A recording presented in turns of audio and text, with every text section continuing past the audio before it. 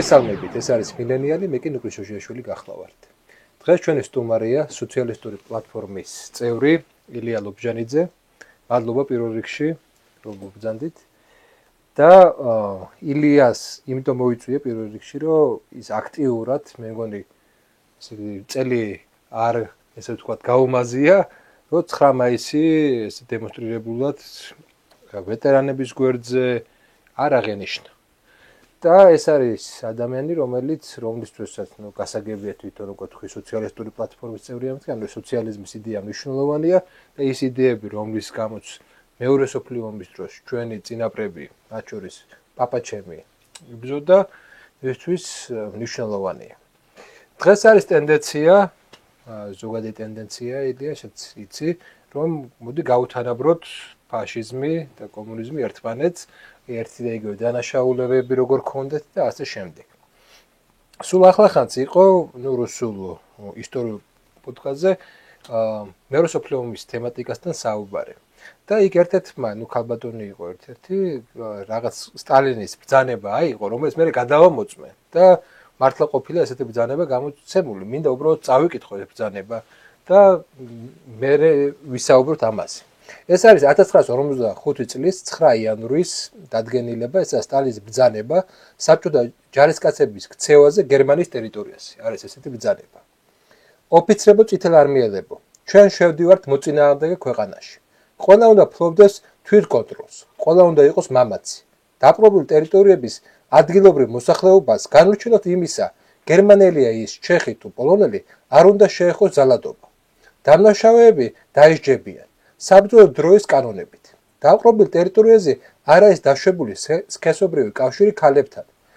ძალადობაზე და გაუპატიურებაზე დამნაშავეები დაიხვრეტებიან. მე ვნახე სტატისტიკა. სადღაც 500-მდე ცოტა მეტი ადამიანი არის დახვრეტილი ამ გაუპატიურების ფაქტზე. ანუ გასაგებია რომ ჯარი რო შედის ის ყველაფერს ვერ გააკონტროლებ, მაგრამ არის ესეთი მითი, რომ მიზამიმართულად დაუპატიურებდნენ გერმანელ ქალებს, ანადგურებდნენ მოსახლეობას, მაგრამ ბრძანების დონეზე რო გადავამოწმე ეს, იყო აბსოლუტურად საწინააღმდეგო რეალობა დახვდა. იმ დროს, როდესაც ჩვენ რო ავიღოთ ეხა გერმანული ბრძანებები, რას ამბობდნენ იმ ტერიტორიებზე, ეს არის ცენტრალური რუსეთის ტერიტორია, ბელარუსია, უკრაინის ტერიტორია, იქ განსაკუთრებით უკრაინაზე ცოტა სხვანაირად იყო, მაგრამ რას წერდნენ? იქ არის საუბარი დეპორტაციებზე, იქ არის საუბარი სექსუალურ ჩაგვრაზე, მონებზე არის პირდაპირ არის იქ საუბარი. ანუ გასაგებია რომ ეს ორი განსხვავებული პოლიტიკური ამოცანა არის და პოლიტიკური ძალაცაა. ჰიტლერსაც ჰქონდა ეს იდეა, ხო? ესე იგი, საერთო სივრცის იდეა. იქ სლავი მოსახლეობა გაენახევრებინა, ის ვინც დარჩებოდა გადაქცეული იყვნენ მონებად და გერმანელები დასახლებული იყვნენ, ხო? და რას ამბობს სტალინი? სტალინი ამბობს შემდეგ იმას, რომ ჰიტლერისნაირები მოდიან და მიდიან, ხოლო დიადი გერმანელი ერი რჩება და ასეთ არ მედის. ანუ ორი განსხვავებული მსოფლმხედველობა, ორი განსხვავებული მიზნებია. მე არა ვარ ისეთი მიამიტი, რომ თქვა, რომ ერთი დანაშაულს არ ჩადიოდა, ყველა პოლიტიკური სისტემა თავისებურად დანაშაულს ჩადის რაღაც ეტაპზე, არ არსებობს, ესე იგი, ძალაუფლება არც ერთ ქვეყანაში არსად, რომელიც არ ძალადობდეს, არ არსებობს ესეთი, მაგრამ მიზანი, მაგრამ ეს ხო არ ნიშნავს, რომ მაგალითად დავით აღმაშენებელი, რომელიც ძალადობდა ფეოდალებზე და მაგალითად შაჰ-აბასი, რომელიც ძალადობდა კახელებს, ერთი და იგივე ჩაითვალოს, ხო, იმიტომ რომ ძალადობის საკითხი ეს განსხვავება არის ფუნდამენტური, ესა იდეური, ეს არის სახელმწიფოებრივი, ხო, რასთავარი. და ის რომ ეს ორი იდეოლოგია არათუ არ არის ტოლობის ნიშანი არ უნდა დაიწოს, არამედ პირიქით, რომ ეს საწინააღმდეგო არის და ეს არის ანტიისტორიული და მავნებლური ხედვა, ეს ნათელი. ამის გარდა საერთოდ არაა საუბარი იმაზე, რომ ამერიკის ოკუპაციის პერიოდში, ამერიკის ოკუპაციის პერიოდში მილიონზე მეტი ადამიანი გერმანიაში შემშლილი დაიღუპა. მე საუბრობ არა ომის პერიოდში, ომის შემდეგ პერიოდში. ამაზე საერთოდ არ მედის საუბარი და მთლიანად აქცენტირებულია საბჭოთა დანაშაულებებზე, როგორ აუპატიურებდნენ საბჭოთა ჯარისკაცები გერმანელ ქალებს. ამის გარდა შენც იცი რომ უკვე დიდი ხანია საუბარი იყო 8 მაისზე და ეხლა პირდაპირ უკვე 8 მაისზეც აღარაა საუბარი, პირდაპირ გადააკეთეს და ევროპის დღეები დაარქვეს, ხო? აი ამ ყველაფერს მოდი შევკრათ ეს ყველაფერი, რას უკავშირებ? ეს არის გარკვეულწილად დასავლეთის ესე ვთქვათ მიზანმიმართული პოლიტიკა, ეს არის რაღაცა კომპლექსები ჩვენი, რომ ესე მოხდეს, თუ ეს ყველაფერი ერთად არის, ერთად აღებული. მადლობა ნუკრი მოწვევისთვის, საინტერესო თემისთვის და მივესალმები შენს მაყურებელს. პირველ რიგში პირველ ნაწილით რო დავიწყო, ზოგადად პირადი რაღაც ისტორიების მოყოლა არ მიყვარს ხოლმე, მაგრამ მე მქონდა ეს ბედნიერება, რომ გავიცანე ერთი მოხუცი ადამიანი, მოხუცი კაცი აღმოსავლეთ გერმანიაში. ეროვნებით იყო უკრაინელი. და მას გულის ჯიბით დაჰქონდა ეს პატარა საბუთი, გერმანულენოვანი საბუთი, გამოშვებული მესამე რაიხის მიერ. და იყო 5 თუ 6 წლის იყო, როდესაც გერმანია შევიდა უკრაინაში და ამ საბუთზე, როდესაც ისინი უკვე დაიპყრეს, საბუთს აწერია ესეთი რამე: მესამე რეიხის უუფლებო ქვეშევრდომი. ანუ 6 წლის ბავშვი იყო მესამე რეიხის უუფლებო ქვეშევრდომი. რას ნიშნავს უუფლებო ქვეშევრდომი, რომ მასზე ნებისმიერი განხორციელებული, მოდი თქვა, ძალადობა თუ ნებისმიერი სხვა აქტი იყო დასაშვები, მისი მოკლა შეიძლებოდა და ამის გამო არავინ არ დაისჯებოდა. მას არ ჰქონდა უფლება მოეთხოვა რაიმე ან მის მშობლებს, ხო? ეს იყო ის გერმანიის ნაწილი. რაც ახლა ბრძანება წაიგითხე, ხა ომი იყო და ომში არ ვიცი, ვინ რას გააკონტროლებს, ან როგორ გააკონტროლებს, მით უმეტეს, როცა წლები აქვს გატარებული საკუთარი თანამოქალაქეების სიკვდილის ყურებაში და იქ სანგრებში წოლისას და ასე შემდეგ და ასე შემდეგ, ხო? დიდი ალბათობით ყველაფერს ვერ გააკონტროლებ და ალბათ ის სტატისტიკა, რაც თქვი რომ 500-მდე ადამიანი შეიძლება მცირეც იყოს იმ დანაშაულებებისა, რაც იყო, მაგრამ ეს მცდელობა რომ ერთმანეთს გაუთანაბრო და სხვათა შორის სამწუხაროდ ჩვენი კანონმდებლობაც უთანაბრებს. კი, ჩვენი კანონმდებლობა უთანაბრებს, ხო, ანუ ერთად აყენებს ტოტალიტარული რეჟიმების სიმბოლიკა, როგორიც არის ნაცისტური და კომუნისტური, არ შეიძლება რომ გამოიყენო. ხო? ეს ანუ იმედია რომ ამას გადაიაზრებენ თუნდაც მიმდინარე მოვლენების გამო. და მთავარ აზრს რაც შეეხება ამ კითხვის, ანუ რას დაუკავშიროთ, ხო? ალბათ ისევ საერთო ისტორიის გადაწერას, იმ ისტორიის, რომელიც ჩვენ გვაკავშირებს და ესე მაგრად ცდილობენ, რომ თურმე ეს ისტორია არ არსებობს, ეს ჩვენ არ საქართველო არ იყო ის, რაც საბჭოთა საქართველო იყო, ისინი არ იყვნენ ქართველები, ან თუ იყვნენ ქართველები, ისინი იყვნენ ოკუპირებულები, ხო? და სხვათა შორის ამ 9 მაისს ძალიან საინტერესო რამე გამოჩნდა. და თუ არ ვცდები, ნინო წილოსანის სიტყვა იყო, ხო, როდესაც პირდაპირ ამბობს, რომ ჩვენ როდესაც ევროპის დღე მიულოცეთო დღესო, 9 მაისო, მოსახლეობასო, ანუ Facebook-ის პოსტზე საუბრობს და კომენტარებშიო იმხელა ნეგატივი წამოვიდაო ჩვენივე მოსახლეობისგანო, რომ მივხვდითო, რომ რაღაცაო ცუდად ვქენით. ან ვიდეო დევს და შეუძლია მაყურებელს ნახოს და თუ შეიძლება გექნება მონტაჟითაც შეგიძლია ჩასვა, ხო? რომ ამბობს, რომ ამის გამო ჩვენო მიულოცეთ გამარჯვების დღეო და ეს არის ფაშიზმზე გამარჯვების დღეო 9 მაისი. მაგას ნახე ყველგან აბსოლუტურად ვინც ესე გააკეთა, პრეზიდენტი იყო გამონაკლისი, რაველაშვილი. რომელმაც პირიქით გამარჯვების დღე მიულოცა, აბსოლუტურად დადებითი იყო, აი ევროპის დღე ვინც მიულოცა, ნეგატივის მეტი არაფერი არ შეხვედრია. იმიტომ რომ ანუ ხედავთ ხო რაც ხდება. მით უმეტეს ხა ისტორიაში რო არ გადავიდეთ, რა და ვიღაცებს რო არ გამოვეკიდოთ საკუთარ პაპაბებიებზე, ხო? თუმცა რატო არ უნდა გამოვეკიდო, როდესაც იგივე ხალხი არის და იგივე მეთოდებით გებრძვიან. ხო? ანუ ვინ იყო მაგალითად შოლცის ბაბუა, ვინ იყო იქ სხვადასხვა ბატონების და ქალბატონების, რომლებიც ჭკუას გვარიგებენ, მათი ბებია ბაბუები, ხო? ანუ შეუძლია ნებისმიერ სამოქეკოს, იმიტომ რომ იქ ელიტა არ შეცვლილა. არ შეცვლა დასავლეთ ევროპაში, დასავლეთ გერმანიის ჩათვლით ელიტა არ შეცვლილა, რაც იყო, ვინც იყო შედარებით ჭკვიანი, მიუხედავად იმისა, როგორი მორალის მატარებელი იყო და რა ისტორიული დანაშაულებები ჩაიდინა კაცობრიობის წინაშე, მათ მშვენივრად დაასრულეს საკუთარი სიცოცხლე. ღირსეულად შეგვიძლია ვთქვათ, ხო, ზოგი ნასაში იყო, ზოგი გაეროს გენდივანი გახდა, ზოგი ნატოს გენერალური მდივანი გახდა, ანუ მათ არ შექმნიათ ეს პრობლემა. მათთვის ეს მათ დასავლეთისთვის არ ყოფილა ფაშიზმი ისეთი რამ, რაც იყო ჩვენთვის, რაც იყო ისევ რო გავიმეორო იმ მოხუცი ადამიანს. დასავლეთის დაპყრობილი ხალხი არ იყო რეიხის უუფლებო ქვეშევრდომი. ისინი იყვნენ, ანუ არიელებად დაიყოფობდნენ, ზოგი დაიყოფოდა რაღაც ნახევრად არიელად, ზოგი წმინდა არიელად იქ ნორვეგიელები და ვიღაცეები, ხო? ზოგი ახლოს დგომ რასებად, როგორც ფრანგები, ბრიტანელები და ასე შემდეგ.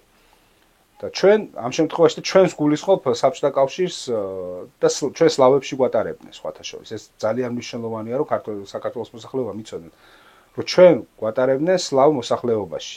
იმიტომ რომ სტალინი იყო ქართველი, ბერია იყო ქართველი და ჩვენ ვიყავით, ვექვემდებარებოდით განადგურებასა და დამონებას. ეს იყო ჯერ პირველი ეტაპი იყო ის, რომ უკრაინის, ბელარუსის, რუსეთის ტერიტორიები უნდა გაეწმინდათ, ეს იყო. აქ უნდა ყოფილიყო კოლონიალური სისტემა. და იყო ის, რომ ხო, თავისებური წარმოდგენა ჰქონდა და ყველა კუთხის ქართველის მაინც და მაინც კაიბედი არ იყო, თუმცა სვანებზე ლოიალურები იყვნენ, სვანებთან მიმართებაში ლოიალურები იყვნენ. ეგაც ვაღიაროთ, ეგ წერია დოკუმენტებში, მათ მიაშიათ ეს ქერა ცისფერთვალება, ისეთი ტიპაჟი. ანუ პრობლემა ზუსტად ეს არის რა, ანუ ორი იდეოლოგიას ვადარებთ ერთმანეთს, რომელიც ერთი იდგა მთლიანად გადარჩევაზე გარეგნობის მიხედვით, აღნაგობის მიხედვით და ანუ სხვადასხვა ნიშნულების მიხედვით და მეორე იდგა სოლიდარობაზე ხალხთა შორის. ხო? ანუ ამ ორი იდეოლოგიას რო ვადარებთ ერთმანეთს, რა მოყავთ მაგალითად? მოყავთ, რომ აი ვიღაცეები სტალინმა დახოცა. ანუ ლიბერალები როდის აკეთტირიან პარტიულ წმენდაზე კომუნისტებში. ანუ კომუნისტები როდის აქედან აინტერესებთ ლიბერალებს 37 წელი იყო ძირითადად პარტიული წმენდები. ეცი რა არის, ეს რეპრესიებიც მე არავინ არ ვარყოფს, რომ არ იყო რეპრესიები. მაგრამ მან თავარი არის სხვა რაღაცა. თვითონ რეპრესიების ხასიათი და შინაარსი რეალურად არაა გამოკლეული და მიწერილია თითქოს პარანოიკი იყო სტალინი, ხო ესე არის, ესე რა ქვია, წარმოჩინებული. არა და იქ მიდიოდა ძალიან საშიში და მე ვიტყოდი ალბათ ყველასთვის ცუდად დასრულდებოდა სტალინის ოპოზიციას რო გაემარჯვა. აი მარტივად რო გითხრა რა. 28 წელს უკვე წერს თავის ნაშრომებში, თხზულებებში და სხვა საბჭოთა ხელმძღვანელობა წერს, რომ დიდი ომი გარდაუვალია. ამიტომ იყო ნათქვამი 10 წელიწადში თუ არ გავირბინეთ ის 100 წლის ჩამორჩენა, ჩვენ გავჭყლიტავენ, გავხსრისავენ. ხო? ანუ აი ამ ყველაფერს მოყვება და ეს ამ კონტექსტში უნდა დავინახოთ რა, რომ ის ინდუსტრიალიზაცია, რომელიც გჭირდება ომის საწარმოებლად, ლოჯისტიკის გაბმა, რომელიც ასევე გჭირდება, რომ ომი აწარმოო და ის რაც სასწაული რაც გააკეთეს, რომ მთელი ფაბრიკა ქარხნები უცებ ურალსაკეთ გადმოიტანეს, უცებ არის, ხო, ერთი წელიწადი უცებ არის იმ ხელა ტერიტორიისთვის, მithumetes ფაბრიკა ქარხნებისთვის. ანუ ის ქვეყანა იყო კონკრეტული რევოლუციური ქვეყანა, კონკრეტული რევოლუციური კლასის. ისევე როგორც გერმანიის ნაცისტური გერმანია იყო ელიტების ფაშისტური წყობა, რომელმაც შეითვისა მთლიანად ყველაფერი რევოლუციური, ანუ გაანადგურა პირველ რიგში პროფკავშირები, პროგრესული სამღვდელოება, გაანადგურა კომუნისტები, სოციალისტები, ვინც იყვნენ და მთლიანად დაიპყრო ძალაუფლება და დაიწყო იმის კეთება, რაც იყო მისი ინტერესი, ხო? ეს იყო დანარჩენი ქვეყნების დაპყრობა და მათი ექსპლუატაცია. თან ისაც გავიხსენოთ, მოდი ეს დავამატოთ, რომ ჰიტლერი როდესაც 33 წელს მოვიდა ხელისუფლებაში, ერთ-ერთი მნიშვნელოვანი ნაწილი, რატომაც დასავლეთმა ხმას ხარი დაუჭირა, იყო ის, რომ ის დაპირდა კომუნისტების წინააღმდეგ ბრძოლას და მართლა მან გაანეიტრალა, როდესაც ესე იგი პირველ წლებში გაანეიტრალა კომუნისტური პარტიები, აკრძალა ბევრი, უამრავი მერციხეში იყო, იქ დახვრიტების. ანუ ჰოლოკოსტი სხვათა შორის მარტო ებრაელებს არ შეხებიათ. ეს შეეხო როგორც პოლიტიკურ ოპოზიციას, ისე სხვა ეთნიკურ ჯგუფებს, მათ შორის ციგნებიც იყვნენ და ასე შემდეგ. პირველი თაობა იყო კომუნისტები, სოციალისტები, პროფკავშირები და პროგრესული სამღვდელოება. პირველი ნაწილი. ეს იყო პირველი, მეორე მოდიოდნენ უკვე ინვალიდები, ხეიბრები და მესამე ნაწილი იყო უკვე ეთნიკური წმენდები. ანუ თუ ნებისმიერ თუნდაც აი ბუხენვალდი მაგალითად, ხო, ერთ-ერთი ყველაზე დიდი საკონცენტრაციო ბანაკი. მისი დაფუძნების თარიღით რო დაიწყო და შემდეგ ისტორიით ამ თარიღის, ხო? პირველი, როგორც ასეთი ებრაელობით ბრალდებით ვინც შევიდა, იყო უკვე 36-37 წელს. იქამდე მიდიოდა განადგურება კომუნისტების, სოციალისტების, პროგრესულად მოაზროვნე საზოგადოების, ანუ ფაშიზმი რა არის? ფაშიზმი არის არ შემდგარი რევოლუცია. ხო, ესეც არ შემდგარი რევოლუცია, როდესაც უკვე სული არა მხოლოდ ფიზიკურად ტეხავ შრომელ მოსახლეობას, მუშათა კლასს. არამედ მას უკვე სულიერად ტეხავ, მას დაამშევ და შემდეგ ამ შიმშილს ამოუსებ ზიზღით სხვა ეროვნების მიმართ, რომ იმათი ბრალია თუმე. აი, რამდენი პური აქვს უკრაინას და შენ არ გაქვს. მოდი უკრაინა დავიპყროთ. რამდენი ნავთობი აქვს ბაქოს, ერაყს ან ბაქოს. ის უნდა დავიპყროთ, რომ ჩვენ გამოვიყენოთ ეს ყველაფერი. ფაშიზმი ამაზე დგას. არა, თან მოდი ისე ვთქვათ, ფაშიზმის ერთ-ერთი ხა შეიძლება ვიღაცებმა დაწეროს კომენტარებში, რომ ხა თქვენ ვერ არჩევთ ერთმანეთისგან ნაციონალ-სოციალიზმს და ფაშიზმს მართალია. ფაშიზმი ესა იტალიური მოვლენა, მაგრამ მე საბჭოთა სკოლის იდეას ემხრობი, სადაც ფაშიზმებში გაერთიანებულია ნაციონალ-სოციალიზმიც, ფრანკოც, სალაზარიც, პინოჩეტიც მოგვიანებით და მთელი ხო, მიშა მოდი ესე ვთქვათ, ხო, პროტოფაშისტური. ხო, პროტოფაშისტური უფრო ქვია, ხო. და რა არის ახლა მოდით საერთო, მოდი ესე ვთქვათ. პირველი და რაც თავარია. ეს ყველა შემთხვევაში ეს არის ცხვილი საფინანსო ელიტების მხარდაჭერით მოვიდნენ ეს ძალები ხელისუფლებაში. ყველგან ამ და რა ხდება? კაპიტალისტურ სისტემას აქვს რამოდენიმე ეტაპი, ეს არის განვითარების ზრდის ეტაპი და ყოველთვის კაპიტალისტურ სისტემაში ჩნდება კრიზისი. ანუ არ არსებობს კაპიტალისტური სისტემა ყოველ 10 წელიწადში, 15 წელიწადში, 20 წელიწადში ერთხელ დიდი ეკონომიკური კრიზისი არ ქონდეს. როგორც წესი 20 წელიწადში ერთხელ ხდება ხოლმე ეს ამბავი, მაგრამ ნუ შეიძლება რაღაც მოვლენებმა რომ დიდი ომი თუ მალე რაღაცა გადადოს. გერმანიაში და იტალიაში ამ მოვლენებამდე ჯერ იყო ის რომ პირველ მსოფლიო ომის შემდგომი ევროპა და სამყარო ვერ აღდგა, გლობალური სისტემა სხვათა შორის უნდა ითქვას, რომ ის გლობალური ვაჭრობა, რომელიც იყო პირველ მსოფლიო ომამდე, აღდგა მხოლოდ და მხოლოდ 91 წლის შემდეგ. ამდენი ხანი იყო გასული და მერე აღდგა. გლობალური ვაჭრობაზეა საუბარი. ანუ ინტენსიურობაზე და ასე შემდეგ. და მეორე მნიშვნელოვანი დიდი დეპრესია.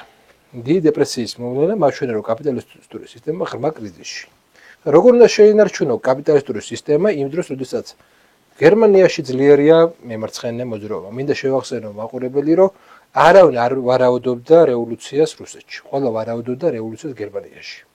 გერმანიაში იმდენად ძლიერი იყო ეს რევოლუცია, რევოლუციური მოძრაობები, რომ იქ მე პერიოდულად პირველ მსოფლიო ომის დროს ბავარიის სოციალისტური მუშათა რესპუბლიკა შეიქმნა. რაღაც ესეთი ელემენტები იქნა, ნუ დროებითი მოვლენები იყო აღშობდნენ ესეთ მოძრაობებს, მაგრამ ფაქტია რომ ძალიან ძლიერი იყო ეს მოძრაობა და ყველას თვითონ მარქსის წერდა, რომ ეს უნდა ინდუსტრიულ ცენტრში უნდა ყოფილიყო და არა პერიფერიაში. მაშინ რუსეთი იყო პერიფერია. და ამ პერიოდში ფინანსური კაპიტალი, ანუ იმ გერმანული გაგებით მამუკა ხაზარაძეებმა გადაწყვიტეს, რომ ესეთი მემარჯვენე პოპულისტის ტიპისთვის მხარე დაეჭირათ, რომელმაც თავის მთელი მართლობის პერიოდში, უფრო სწორედ ოპოზიციის პერიოდში, ვერასდროს ვერ მოიპოვა უმრავლესობა. ის სათავეში მოვიდა როგორც უმცირესობის წევრი. ის მოვიდა როგორც კოალიცია, ის მოვიდა როგორც ლიბერალური დემოკრატიის მექანიზმებით მოვიდა. ის ვერ მოვიდა ისეთ პოლიტიკურ სისტემაში, სადაც მართლა იქნებოდა დემოკრატია და ლიბერალიზმს არ ითამაშებდნენ. ანუ ლიბერალურმა ინსტიტუტებმა ფაშიზმი გახადა შესაძლებელი. და მან პირველი დანაპირი, რომ კომუნისტური და სოციალისტური მოძრაობების წელში გატეხა. სწორედ ამიტომ უჭერდა მხარს შეერთებული შტატები. მინდა შევახსენო, რომ დისნეის ფილიალი იყო გახსნილი გერმანიაში, რომელიც გერმანულ პროპაგანდისტულ მანქანას ამუშავებდა.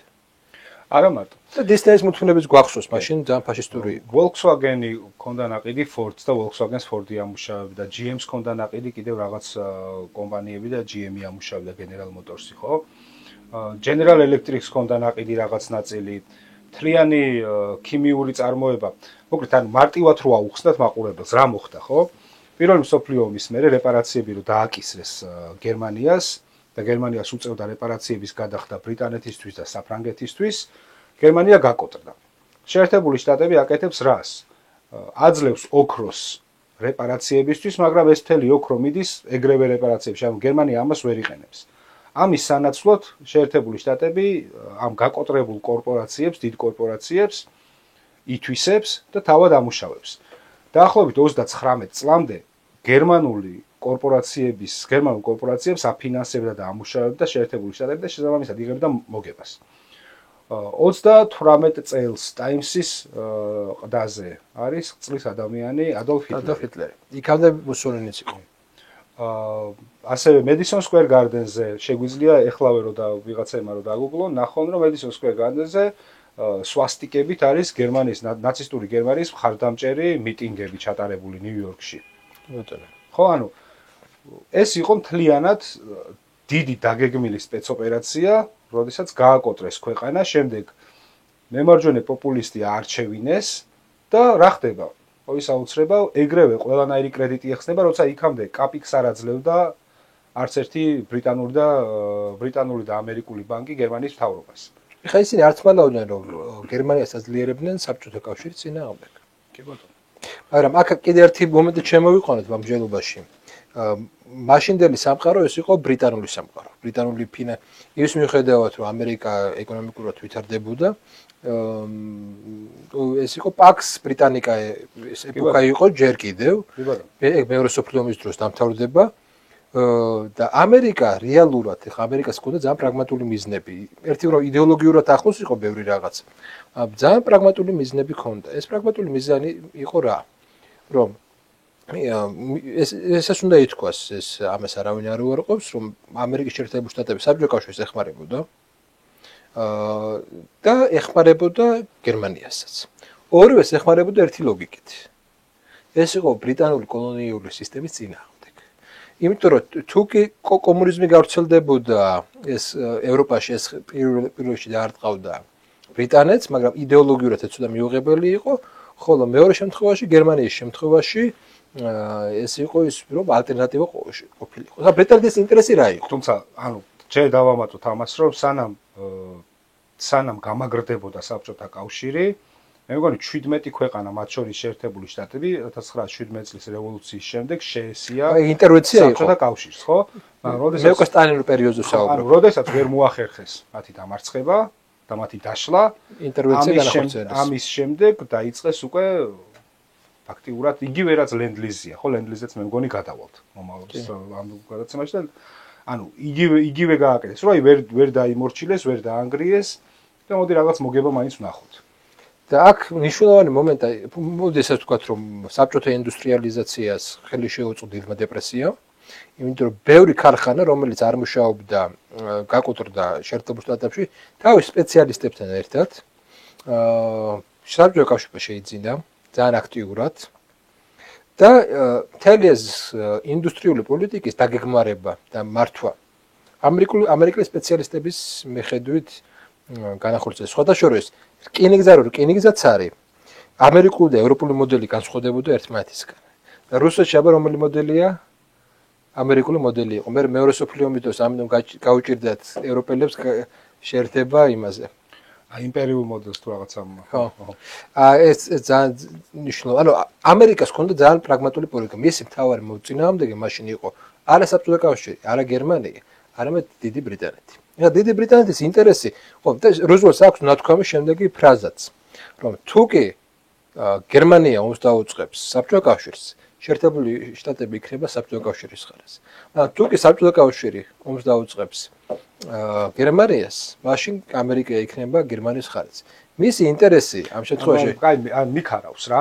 ანუ ყურე თავიდანვე ეხმარებოდა. თავიდანვე ეხმარებოდა, მოამზადა, გაამზადა, როცა საბჭოთა კავშირი ფაქტიურად ხო, მოდი აი გადავიდეთ, მოდი მოლოტოვ-რიბენტროპზე გადავიდეთ ეგრევე რა. ანუ საბჭოთა კავშირი ინგლისს და საფრანგეთს ფაქტიურად ეხვეწება, რომ შექმნან ანტინაცისტული კოალიცია. ეს ორი ქვეყანა აიგნორებს, გონიათ რომ გერმანია ეგრევე აღმოსავლეთით დაიძვრება, ან იციან რომ არ დაიძვრება, მაგრამ თვითონ საფრთხეს აგზნობენ და რეალურად გადარჩნენ კიდეც რა, ხო? და ხოლოდ ამის შემდეგ აფორმებს ხელშეკრულებას თავდაუსხმელობის შესახებ. და ჩვენთან ამას გიხატავენ, რომ ეს იყო ალიანსი. ანუ მოდი ჯერ დავიწყოთ მიუნხენის ხელშეკრულებით. მიუნხენის ხელშეკრულებით იყო შემდეგი რაღაც. მართალია, პოლონეთს ყავდა 9 მილიონიანი არმია, მაგრამ ამ 9 მილიონი არმიიდან დათვლილია 80-დან 100.000-მდე იყო კავალერია. ანუ ცხენებზე მჯდომი ადამიანი იყო, ჩამორჩენილი ტექნიკით. და ეგ ძალიან ცუდად ითამაშა ეგ პოლონელებისთვის მაგ ჩამორჩენილი ტექნიკა. რაც ნუ პირველ მსოფლიო ომის მაგალითად გამოიყენებოდა მართალია კავალერია და ის სხვა იყო, მაგრამ ჩამორჩენილი იყო. ჩეხოსლოვაკიას ჰქონდა ყველაზე ძლიერი სამხედრო ინდუსტრია. ეს სამხედრო ინდუსტრია რომ ამ სამხედრო ინდუსტრიის გარეშე გერმანია ომს ვერ წამოიწყებდა, რომელიც გადასცეს გერმანიას. საქმე იყო ის რომ ჩეხოსლოვაკიას მართალია მცირე ჯარი ჰყავდა, მაგრამ გაცილებით მაღალტექნოლოგიური ჯარი ჰყავდა. მთელი სატანკო დივიზიები, ეს ქარხნები, ინდუსტრიები იყო ჩეხოსლოვაკიაში და ჩეხოსლოვაკიას საერთაშორისო ხარჯაჭერა რომ მოეპოვა, გერმანია მეორე მსოფლიო ომზე ვერ დაიწყებდა. ის ჩეხოსლოვაკიასაც ვერ დაიპყრობდა. მეტიც თვითონ ამ პერიოდში არის დოკუმენტაცია, სადაც არის ნათქვამი, რომ საფრანგეთმა ეხლა რომ განახორციელოს ჩვენზე თავდასხმა, ერთ კვირაში ბერლინში მოვლენ ისე რომ წინააღმდეგობა არ დახვდებოდა. ანუ ეს პირდაპირ არის ეს. ანუ ჩეხოსლოვაკიის გარეშე ომი არ იწყება. ეს ყველას ესმის. მიუნხენის ხელშეკრულება ფორმდება, სადაც პრაქტიკულად უბრძოლველად გადასცემენ გადასცემენ ჩეხოსლოვაკიას, რასაც ეწინააღმდეგება სტალინი. სტალინი საბჭოთა კავშირი მოითხოვდა უნდა ჯარების გაგზავნა და პოლონეთმა ეს შეაჩერა. ამის შემდეგ ნათელი გახდა, რომ უკვე შეიარაღებული ინდუსტრიული შეაჩერა განმარტო პოლონეთმა არ გაატარა საბჭოთა ჯარები. ამის შემდეგ ნათელი ხდება ძალიან მარტივად, რომ მეორე მსოფლიო ომი იქნება. თუ ესეთი თამაშია, ხო? მე მაქვს წაკითხული 1929 წლის ზუსტად აღამაზვა, ომი ახალი დაწყებულია, სტალინის სიტყვა არის.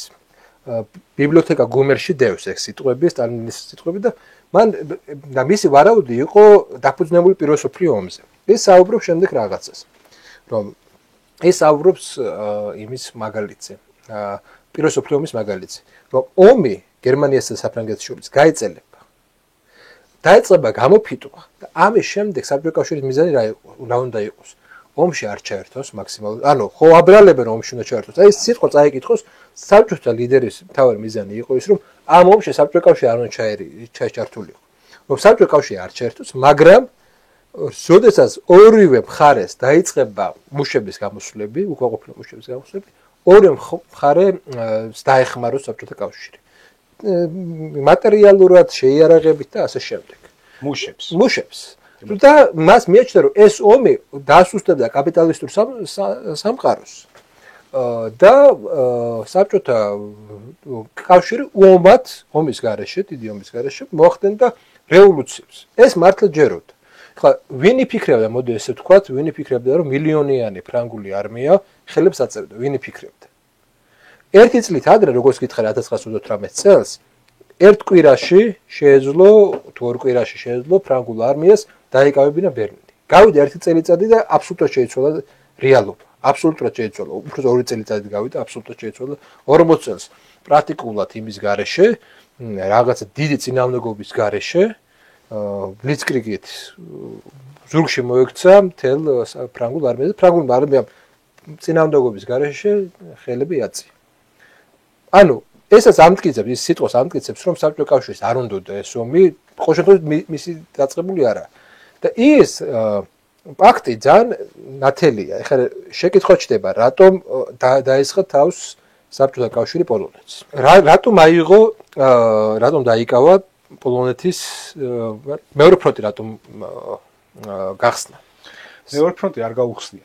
ჯერ ერთი მაგით დავიწყოთ, რომ პოლონეთის მთავრობა უკვე იყო კოლაფსში, არ არსებობდა პოლონეთის მთავრობა და საბჭოთა კავშირმა დაიკავა, ხა ისტორიულად ვინ რას ეძახის რა მიწას, მაგრამ დაიკავა ის მიწები, რომელიც ისტორიულად ბელორუსის, ბელორუსის და უკრაინის იყო და დაკარგა. არა, მარტო ისტორიული ფაქტორი არ იყო. აქ იყო ფაქტორი ის, რომ ის ტერიტორიები გერმანელების ხელში რო აღმოჩენილი იყო მთლიანად პოლონეთის ტერიტორიები, მინსკზე და მინსკის მიმართულება იყო. გზა იყო ხსნილი. ეს იყო გარკვეულწილად, მე ახლა არ გამართლების პოზიციიდან არ ვარ, სულთა სამხედრო სტრატეგიულად. ეს იყო იმ გზებისა და იმ ტერიტორიების დაკავება, რომელიც შემდეგ თუ გერმანიას მოუნდებოდა, ხელ შეუშლიდა მინსკის სწრაფი აღება. მინსკიდან მერე რუსეთში შესვლა ძალიან მარტივია, მოგეხსენება. და მთავარი ფაქტორი მანდ ის არის, რომ პოლონეთის მთავრობა მაგ დროს უკვე აღარ არსებობდა. აღარ არსებობდა ეს ერთი პოლონეთის სახელმწიფო. მეორე, გავიხსენოთ ეს პერიოდი რა პერიოდი, ეს უცნაური ომის პერიოდი. უცნაური ომის პერიოდს რას ეძახიან? ესა დასავლეთი, როდესაც ფრანგები მთელი გერმანული ჯარი იბრძვის პოლონელების წინააღმდეგ, ერთი შეტევა არ განახორციელებია, ერთი კადრები არსებობს, მე გაჩვენებთ, სადაც ვითომ ისე რა ქვია, ფრანგმა ჯარისკაცებმა ველოსიპედები ტროფეინად იგდეს ხელთ. ეს იყო ერთადერთი რაც განახორციელა, რომ ველოსიპედები დაიკავეს. პოზიცია, ანუ შეტევაზე არ გადასულა, ანუ როდესაც პირველ მსოფლიო ომი რატომ ვერ განახორციელა წარმატება შლიფენის გეგმა, ხო? იმიტომ რომ პრუსიული ისე გერმანული ჯარი ორად გაიყო. აქ გერმანელებს მიეცათ იმის საშუალება, რომ მთელი თავის ჯარები ჯერ პოლონეთის წინააღმდეგ ყოფილიყო აღმოსავლეთით გადმოესროლა. იმის ნაცვლად რომ ისე ფრანგებს გაეხსნათ მეორე ფრონტი. ჰქონდათ რაღაც გარანტიები. უცნაური ომი მაგიტომაც ხდება. ჰქონდათ რაღაც გარანტიები. თუნდაც ბრიტანეთი ყოველდღიურად იბომბებოდა. გაუჩერებლად ყოველდღიურად იბომბებოდა ბრიტანეთის, არა, თუნდაც ბრიტანეთის ინდუსტრია, ხო? ეს პარიზის საფრანგეთის აღების შემდეგ. და როდის ჩაერთო ომში?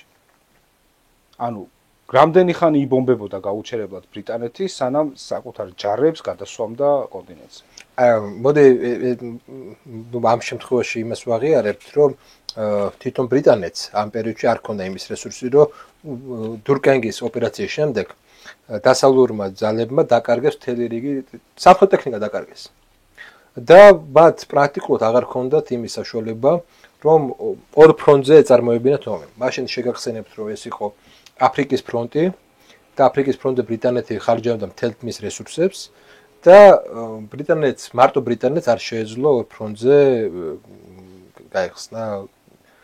რაც შეეხება უკვე, როდესაც ამერიკას ჩაერთო ომში, ამერიკული შეერთებული შტატები, იქ უკვე იყო საუბარი, სად უნდა გახსნილიყო მეორე ფრონტი. და აქ იყო განსხვავება, ძალიან მნიშვნელოვანი განსხვავება ჩერჩილსა და რუზველტს შორის. ჩერჩილის მიზანი იყო, რომ ნორმანდიაში არ გახსნილიყო მეორე ფრონტი. ჩერჩილის მიზანი იყო, რომ იტალიის შემდეგ მთლიანი ესე იგი მოკავშირეების ჯარები ყოფილიყვნენ აღმოსავლეთ ევროპაში და საბჭოთა კავშირისთვის შეეშალათ ხელი აღმოსავლეთ ევროპის დაკავებაში. ერთად დაიკავებინათ. ჩერჩილი ცდილობდა მაგას. მაგრამ ჩვენ ახლა ძალიან გავუსწავლეთ, რომ იქამდე რაღაცები, მნიშვნელოვანი რაღაცები ხდება. დაუბრუნდეთ უცნაურ ომს. უცნაური ომის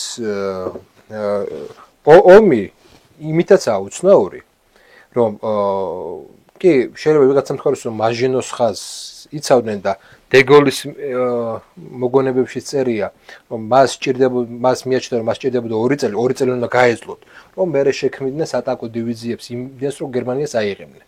მაგრამ აქ ცოტა ლოგიკა არ ჩანს რაში, იცით, რომ თუ შენ არ გინდა რომ გერმანიის სამხედრო სატანკო დივიზიები ესე კონდეს, ეს ისა რა ქვია, ჩეხოსლოვაკია არ უნდა მიც. მეორე, ბლიცკრიგის სტრატეგია ვინ შექმნა, იცი? დეგოლმა. ფრანგებმა არ გამოიყენეს. ვინ გამოიყენა? გამოიყენა გუდერიანმა და გერმანელებმა. წიგნი, სადაც ბლიცკრიგზე წერია, ესაა დეგოლის მიერ შექმნილი. რომელიც თვითონ ფრანგებმა არ გამოიყენეს. უცნაურობა ამაშია.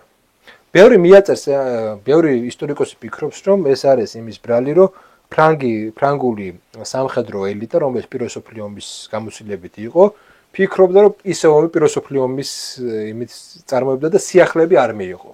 არის ამაში ლოგიკა კი. მაგრამ ფაქტის დონეზე მინდა გითხრა, რომ ტაქტიკური და სტრატეგიული აზროვნება პირველ მსოფლიო ომის დროს ახლა გეტყვი როგორი იყო. თითო მეგონო 5 ასეულზე მოდიოდა ერთი ტანკი. და ცალკე სატანკო დივიზიები არ იყო პირველ მსოფლიო ომის დროს. რა იყო დეგოლის და როგორ გახდა ბლიცკრიგი შესაძლებელი. ბლიცკრიგი იყო შესაძლებელი, რომ დეგოლი წერდა, რომ იმისთვის რომ ერთიან შეტევა განახორციელოს, შიგნით რაციები ჩადგეს, აქამდე არ ქონდა ტანკებს რაციები და ცალკე სატანკო დივიზიები ყოფილიყვნენ. მეორე მსოფლიო ომის წინ ფრანგებს არ ქონდათ ცალკე სატანკო დივიზიები. გერმანებს ჰქონდათ. მოკლედ ბლიცკრიგი განხორციელდა, აიღეს დიურკერკთან დაკარგა მთელი სამხედრო ტექნიკა, ცოცხალი ძალა მართალია გადაარჩინეს ბრიტანელებმა, ცოცხალი ძალა გადაარჩინეს 300,000 ადამიანი გამოიყვანეს დიურკერკიდან, მაგრამ მილიონიანი ფრანგული არმია ჩაბარდა და მე საინტერესო ამ ყველაფერში ის არის, რომ სინამდვილეში საფრანგეთი იყო გერმანიის მოკავშირე გამოდის, იმიტომ რომ ბოლო ბერლინს იცავდა ფრანგული დივიზია შალემანი. ფრანგული ინდუსტრიები მუშაობდა და ვერ მაღწია. რეალურად უფრო მეტი ფრანგი იბრძოდა გერმანიის მხარეს, ვიდრე მე რო შექმნეს ილუზია, რომ ესე იგი დიდი პარტიზანული მოძრაობა იყო. ორი ქვეყანა იყო სერიოზული პარტიზანული მოძრაობით. ერთი საბჭოთა კავშირი და მეორე იუგოსლავია. რომელმაც რეალურად წინააღმდეგობა გაუწია. არანაირი ფრანგული პარტიზანული მოძრაობა ძლიერი არ ყოფილა. ეს კი იყო რა შემთხვევები, მართლა იყო, მაგრამ ძლიერი არ ყოფილა.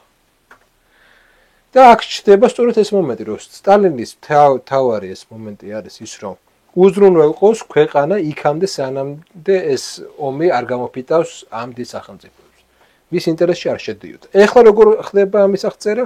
ეხლა ხდება ამის აღწერა თითქოს გერმანიელებმა და საბჭოთა კავშირმა მოილაპარაკეს, საეზღება მეორე მსოფლიო ომი წამოიწყეს და ერთადერთად არიან დამნაშავეები. კი ბატონო. და რას ემსახურება ეს ყველაფერი? რატომ? ტოლობის ნიშანს. არა, რატომ მე? იმიტომ ხო არა, რომ კიდე შეიძლება რაღაც მაგდაგვარი მოიფიქრო.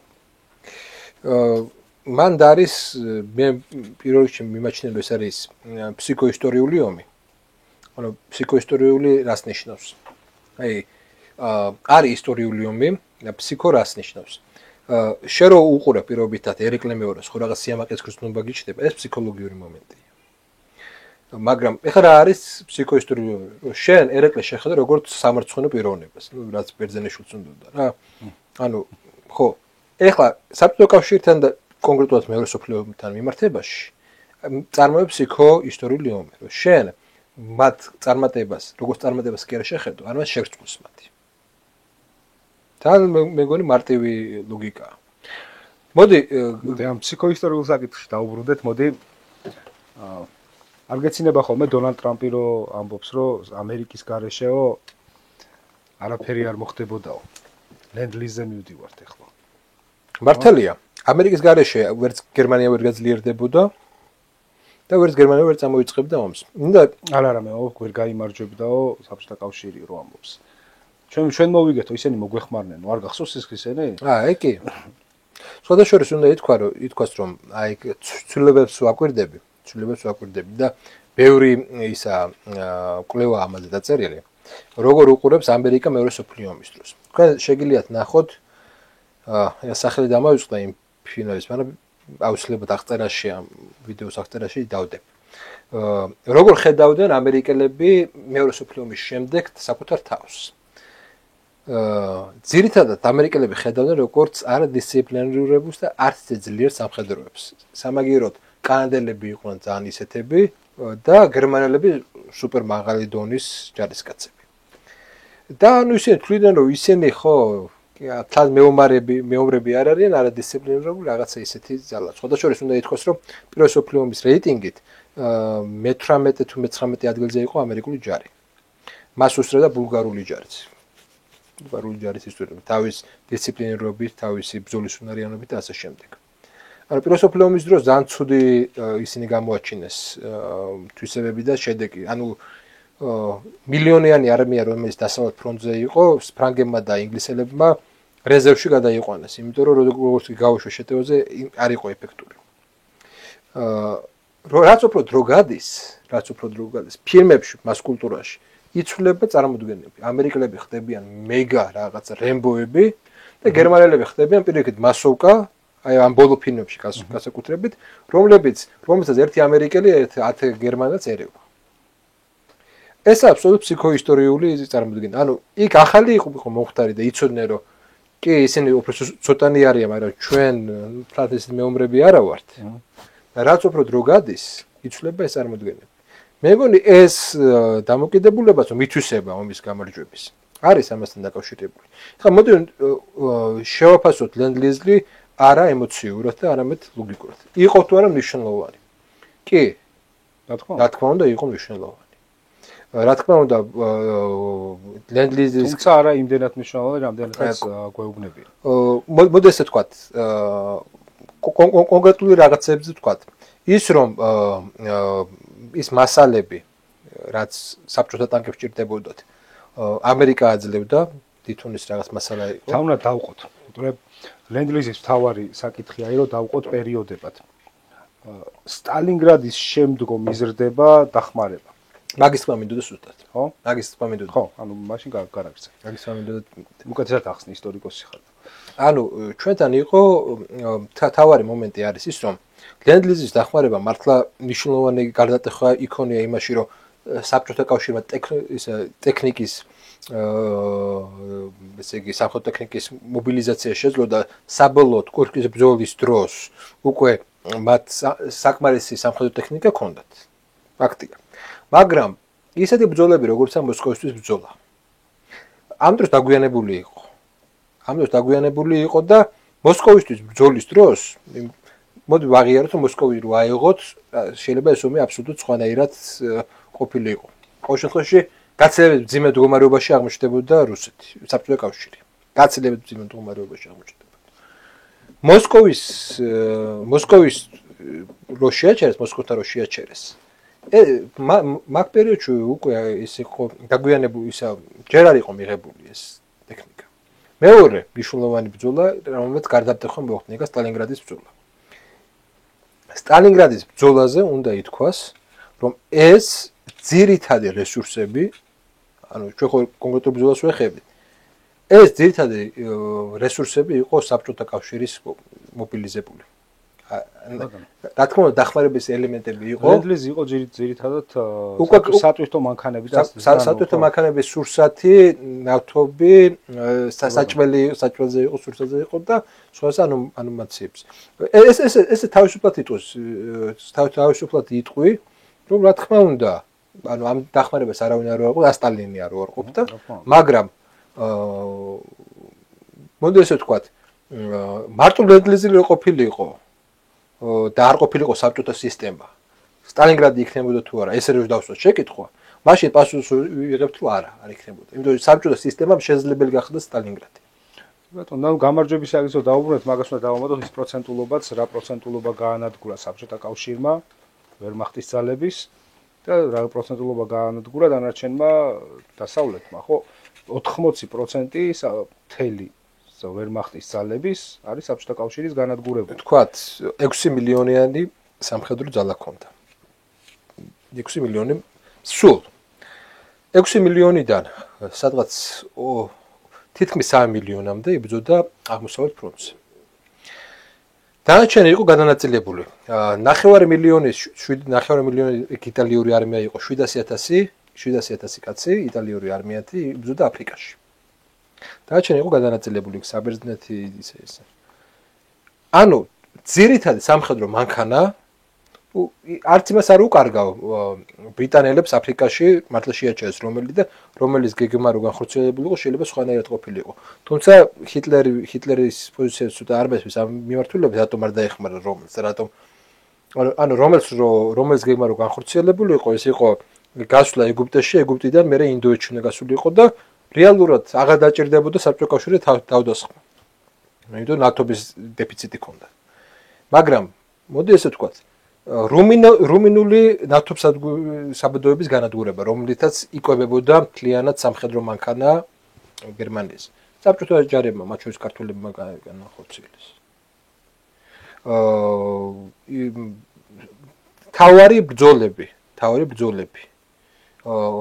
იქნებოდა ეს მოსკოვთან ბრძოლა, იქნებოდა ეს სტალინგრადის ბრძოლა, იქნებოდა ეს კურსკის ბრძოლა, იქნებოდა ოპერაცია ბაგრატიონი, თუ იქნებოდა ბერლინის აღება.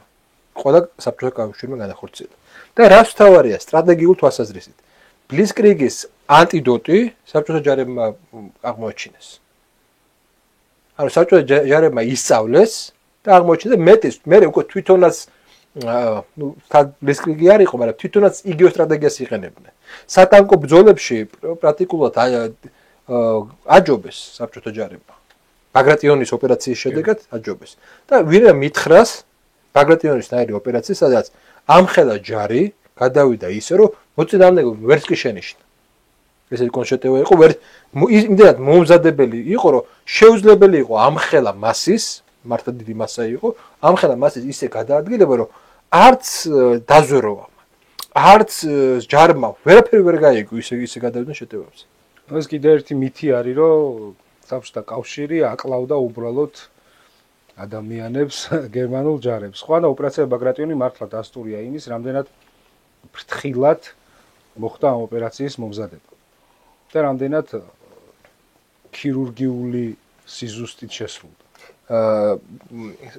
არის ლაპარაკი, რამდენი დაიხოძა საბოლოო ჯამში 17000 საბჭოთა მოქალაქეა დახოცილი. აქედან უმრავლესობა არის სამოქალაქო გვერი. მინდა შევახსენო მაყურებელს, რომ 40000 ბელარუსული სოფელი აღარ არსებობს. ბელარუსი სოფელი უბრალოდ განადგურდა. ეხლა არსებობს, რა თქმა უნდა, მათი ნაწილი აღადგინეს, მაგრამ მარტო ბელარუსიაში 40000 სოფელი განადგურდა. მეგონა რამდენი სოფელი საქართველოში არ არის, რაოდენობით. ამოწყვიტეს. ხო, ამოწყვიტეს, არ არსებობდა, აღარ არსებობდა. თავის მოსახლეობიანად განადგურდა. და ამ 17000-დან დაახლოებით სხვადასხვა მონაცემები არის 17000 მოქალაქე 7 მილიონი. 7 მილიონი ბოდიში, 7 მილიონიდან სამხედრო პირი, რომელიც დაიღუპა 6 მილიონამდე არის სამხედრო პირი.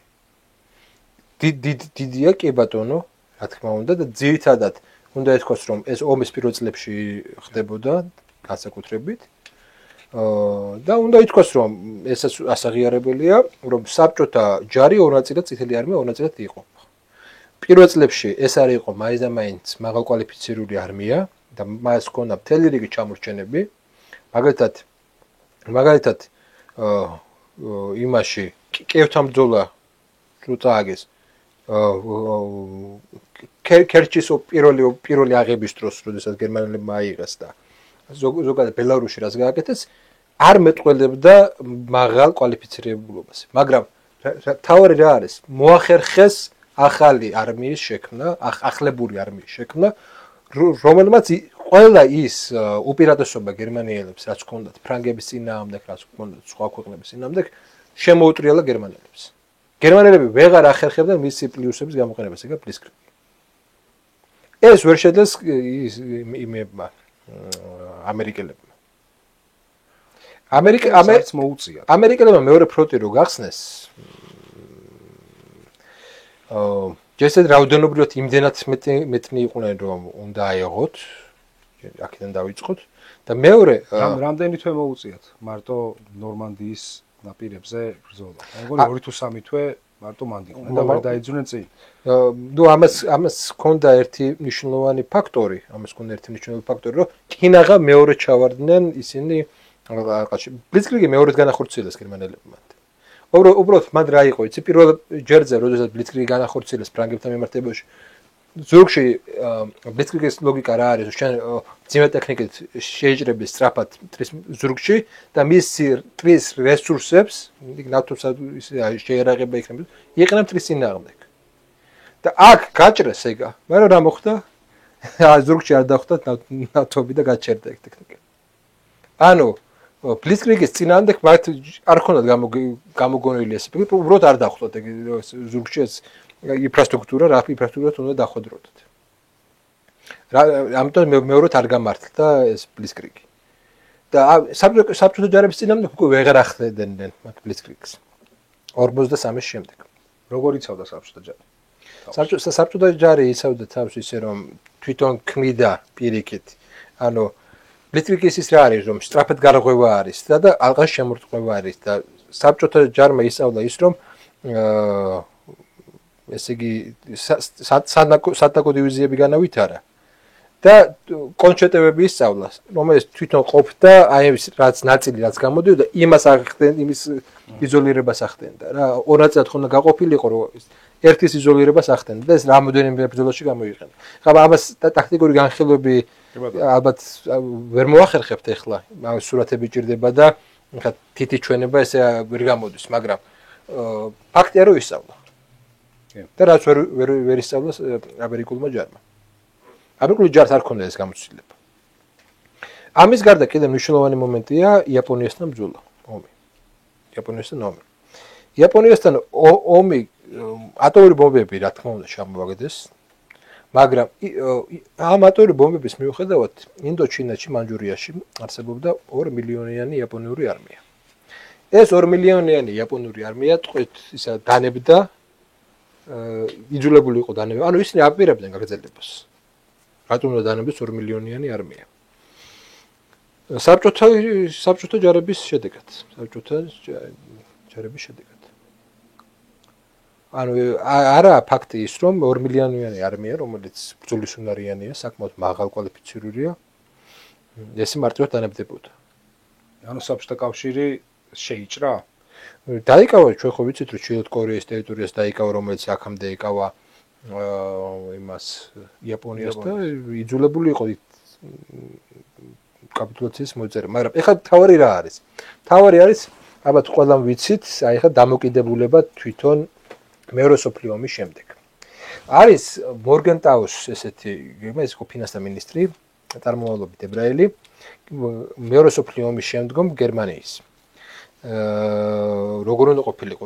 საუბარი იყო გერმანიის კასტრაციაზე. და საუბარი იყო ის, რომ აგრარულ ქვეყანად უნდა გადაქცეულიყო გერმანია. ოღონდ ამ გეგმის მიხედვით 25 მილიონი გერმანელი უნდა გამქრალიყო, იმიტომ რომ ესეც აგრარული ქვეყანა ამხელა მოსახლეობას ვერ დაამოყოფილებდა. და ამაზეც იყო წავსვლელები. საქმე ის იყო, რომ ეს მთლიანად რატომ გეგმა რა იყო? ინდუსტრიული გერმანია სოფლიო ომებს იწყებს. როგორ მოახდენთ მისი ის უნდა ვაქციოთ ის აგრარულ სახელმწიფოდ. ეს იქნებოდა ეს. ვინ შეუშალა ამ გეგმას ხელი? იოსებ ბესარიონოვიჩი. საბჭოთა კავშირმა. და კიდე ერთი მნიშვნელოვანი მომენტი, რომელიც არ იციან. საუბარი არის ის, რომ აი გერმანიის გაერთიანებაზე ხომ არის საუბარი. სტალინს და შემდეგ უკვე ხრუშჩოვის დროსაც აქტუალური გახდა. სტალინის გეგმა იყო შემდეგი. და ბევრმა არ იცის. მოდი გავაერთიანოთ გერმანია.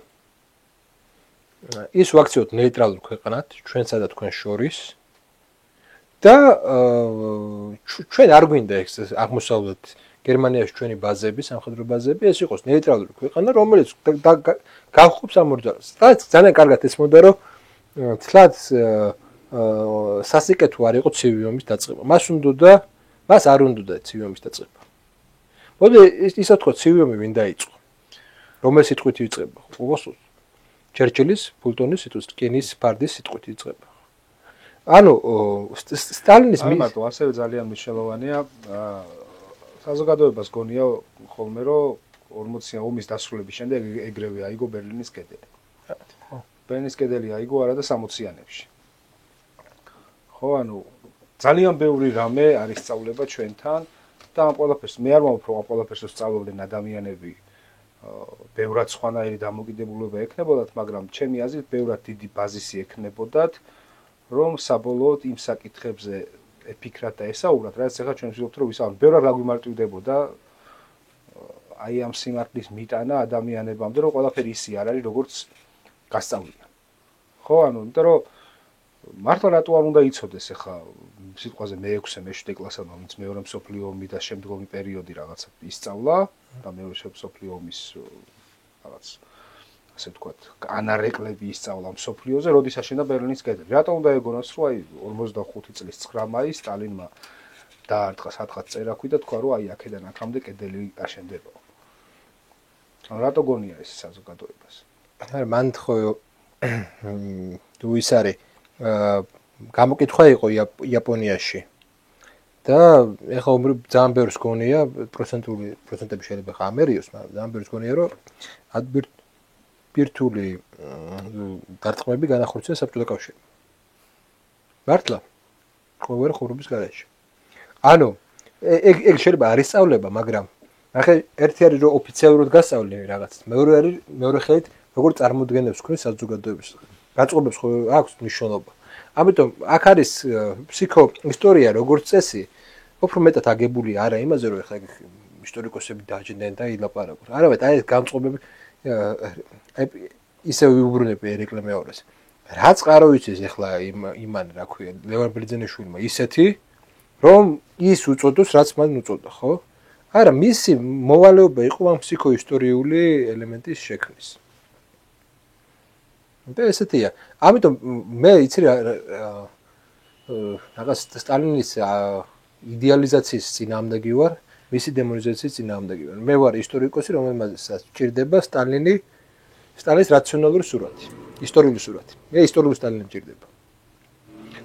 და ის ისტორიული სტალინი ეხლა რატომ არის ჩვენთვის პრობლემა ეს ანტისტალინიზმი მათი მხრიდან რა? რატომ არის პრობლემა ზოგადად ესეთი სახე? იმიტომ რომ აჩtildeებს ქმნიან თვითონ და თვითონო ებრძვიან ამ აჩtildeებს და ყოველგვარი მეცნიერულობა და ისტორიულობა იკარგება და ჩვენ როგორც ისტორიკოსისთვის, როდესაც ისტორიულობა იკარგება, ცოტა მძიმედ აღიქმნება. არა მარტო მხოლოდ ერთ მხარეს, ანუ მეორე მხარესაც შეიძლება რა, ანუ ბევრისგან მსმენია, რომ აი მე სტალინზე წავიკითხე, სტალინზე წავიკითხე, ესეთი პიროვნება იყო. ანუ სტალინი თვითონ არავის არ წაუკითხია. ანუ იმ ნაშრომს, ანუ მის ლოგიკას, როგორ ფიქრობს, რატო ფიქრობს, როგორ ცვლის საკუთარ აზრებს დროთა განმავლობაში, კონტექსტის განმავლობაში, როგორ ხსნის საკუთარი აზრის ცვლილებას კონკრეტულ საკითხებთან, იმიტომ რომ ეს ესე მოხდა და ისე არა როგორც ეგონა.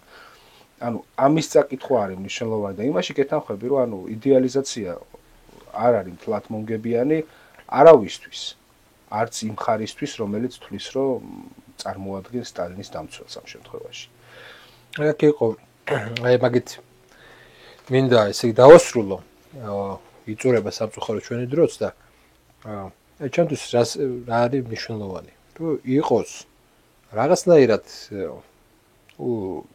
მისი ისტორიის გააზრება ოღონდ ეს გააზრება არ ნიშნავს იმას რასაც ლიბერალები გულისხმობენ ეს გააზრება ნიშნავს იმას რომ